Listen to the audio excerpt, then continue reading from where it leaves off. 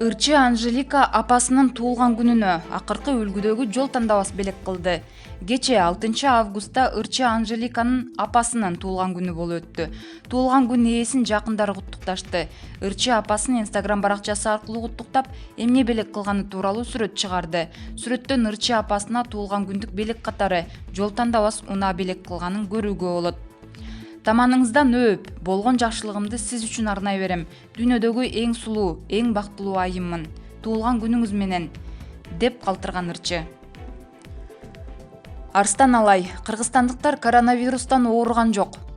Арстан иним, бул аты жаман илдеттин бар экенине дагы деле күмөнүң барбы? Ооба, мен айткандай болот да, кыргызстандыктар коронавирустан ооруган жок. Коронавирус болсо биринен бирине жугуп, үй бүлөлөр чогуу жашагандар, байланышта болгондор оорумак жана өлмөк. Адамзат көп доорулорду басып өтүп, гени жетилди. Өсүмдүктөр жазында уругу эгилип, күздө жетилип бышат. Тери албаса чирийт. Ошол сымал адам ааламдын ролун аткарбаса, денеси ууланат, чирийт. Кан менен тамактанган органдар жарылат, жоюлат. Эгер бул илдет бар болсо, вирустун ачагы айтылмак. Бишкек же Ош деп. Ал жок. Канча миң кишини каттоого алды, өлүмү жок эле айыгышты. Байланышта болгон үй бүлөлөр, жакын адамдар ооруган жок. Ковид бул эпидемия. Адамзаттын мээрими жөнүндө көп сөз кылып келесиң. Азыркы абал тууралуу байланыш барбы?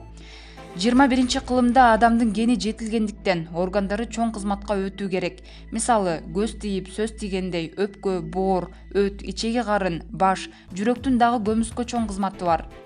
Бабалар таш боор киши же боорум ооруду демекчи. Боор эки дүйнөгө мээрим төкпөсө ууланат. Жынысына, улутуна, тилине, динине карабай, адамзатты улуу энергиянын ээси катары мээрим төгүп жаратыш керек. Биз бала кезде турмушунан ажырашып келген айымдарга энелер мээрим төгүп, кыздын чырагы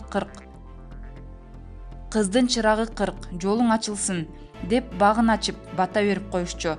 Табиатка мээрим төгүшчү. Ата тек арбактарга мээрим төгүшчү. Жетим жесирлерди журтка калтырбай кароого алып, мээрим төгүшчү.